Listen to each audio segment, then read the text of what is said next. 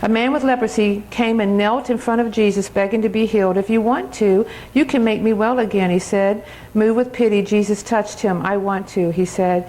"Be healed." If you want to. I just think that verse is in here just so we know that he wants to. It's just that he wants to.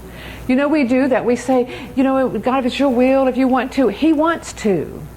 So if you get nothing else today, just he wants to. He loves you and he wants you to be healed. I had a grandbaby died and I knew she was going to live. I knew she was going to live. We had prayed for her. We had oiled her.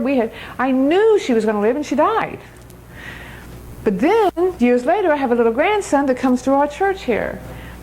And he was going to die. I got the phone call. "If you want to see your grandson, you come now, because you're not going to see him tomorrow. He will be dead." And I was like, I have lost one. I'm not losing another one. And I got righteously indignant with the devil. I got in the car. I didn't tell a single soul I got that phone call. I didn't tell anyone else to come see this baby. I was going down there, and I was going to lay hands on that baby, and he was going to come home with me. Not that day, but he was going to be healed. I went down there to Vanderbilt Hospital. He's in like a medical coma, and I shake him. It's a wonder the nurses didn't come arrest me. I'm shaking this baby, and I'm saying, "It's Grandma Robin, you look at me." And he's like, you know, and I'm shaking him. I said, "It's me, you look at me, it's Grandma Robin, do you see me?" When I feel like he could focus, I said, "The Lord says you will live and not die." And he kind of rolls his eyes, and I said, and I'm shaking. "You listen to me, this is Grandma Robin. Jesus says you will live and not die." And he kind of had a look that I feel like, he's 3 years old at the time. I kind of feel like he heard me. I said, "Okay, now you go to sleep and I'll be back tomorrow." He went to sleep, and I got my oil, and I oiled everything in that room. I oiled every electronic, every hospital thing. I mean, that room, that intensive care room is oiled down. Nothing squeaks in that room, I can tell you. And I just went home. I didn't even stay the night. I went home, and I got a phone call early, like 7 o'clock the next morning. You're like, oh, here's the phone call. And you're like, oh, am I even going to answer this phone? So I pick up the phone. "Hello. Hello, Miss Hardin. This is so-and-so, Vanderbilt Hospital. We don't know what happened." And I had my heart. We can't even explain it, but your little grandson is well. His sodium counts are normal, his liver and kidneys are functioning again, and we're taking him out of intensive care into his own room. Overnight. Lord. Overnight. Lord.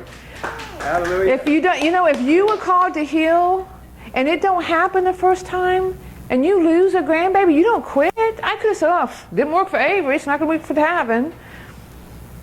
That's where faith comes in. You just keep doing it. Whatever it is you're called to do, if it doesn't work the first time, you keep doing it. That's what faith is about. One of the men lying there had been sick for 38 years. When Jesus saw him, he knew how long he had been ill, and he said, "Would you like to get well?"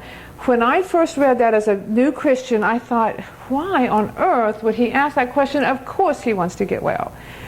But if you read that like in 2013, I can almost picture Jesus saying, "Do you really want to get healed, or is your identity a little wrapped up in it?" I mean, you've had it for 38 years.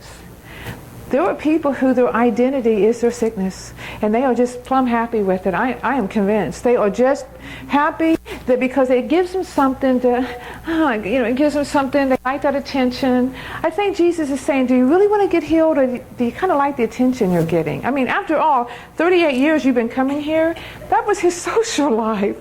He's coming here, it could be a social life. He wants you to be healed. He wants you to. If you want to, well, he wants to. That is not a question. He wants to. Sometimes it's going to happen instantly. Sometimes it's not going to happen until we walk it out in faith as we go to show ourselves to the priest. And we need to want to be healed. We need to want to be healed. We need to want to be healed enough that it's okay that we're not going to go to the pain recovery center every month and visit the same people, and we're not going to have all these doctor visits. I think sometimes we're sick because, man, we'd be awfully boring if we were just well. Jesus wants us healed. We have to want to be healed.